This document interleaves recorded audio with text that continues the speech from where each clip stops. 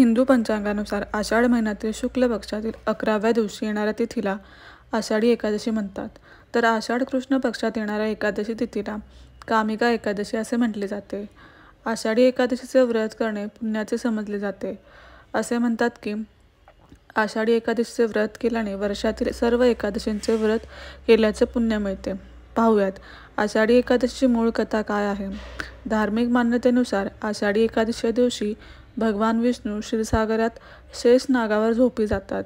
त्यामुळे या एकादशीला देवशयनी एकादशी असेही म्हणतात. इथून पुढे चातुर्मास सुरू होतो. देवतांसाठी ही अहोरात्र म्हणून ओळखली जाते. दक्षिणायन ही देवाची रात्र तर उत्तरायण हा दिवस असतो. त्यामुळे आषाढ महिन्यातील कर्क संक्रांतीला उत्तरायण पूर्ण होऊन दक्षिणायनाला सुरुवात होते. भगवान विष्णू कार्तिक महिन्याच्या शुक्ल पक्षातील एकादशीला प्रबोधिनी एकादशीला निद्रावस्थेतून जागे होतात. आषाढी एकादशीचे महत्त्व. आषाढ महिना सुरू झाला की वारकरी संप्रदायातील भक्तांना आपल्या विठुरायाला भेटण्याची आस लागते. टाळ मृदुंगाच्या गजरात लाखो वारकरी पंढरपूरकडे प्रस्थान करतात.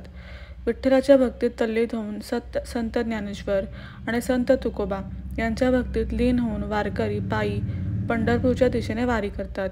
या वारीची सांगता आषाढी एकादशीच्या दिवशी होते.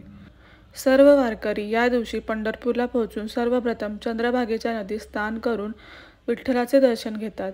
आषाढी एकादशीची कथा. पौराणिक कथेनुसार मृदुमान्य नावाच्या राक्षसाने भगवान शंकराची आराधना करून त्यांना प्रसन्न केले. वरदान म्हणून त्यांनी मला कोणत्याही प्राण्याकडून मरण प्राप्त होणार नाही, झालेच तर ते स्त्रीच्या हातून व्हावे अशी इच्छा व्यक्त केली.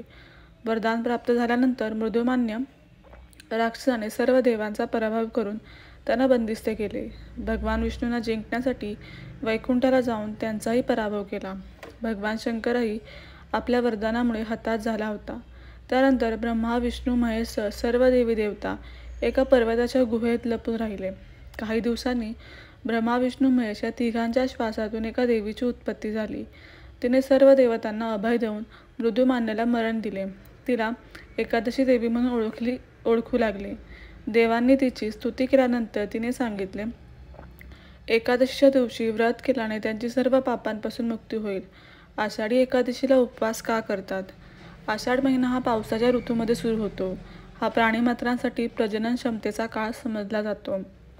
तसेच पचन बिघडवणारा देखील असतो. म्हणून पुढील 4 महिने अनेक व्रत वैकल्ये उपवासाच्या दृष्टीने केले जातात.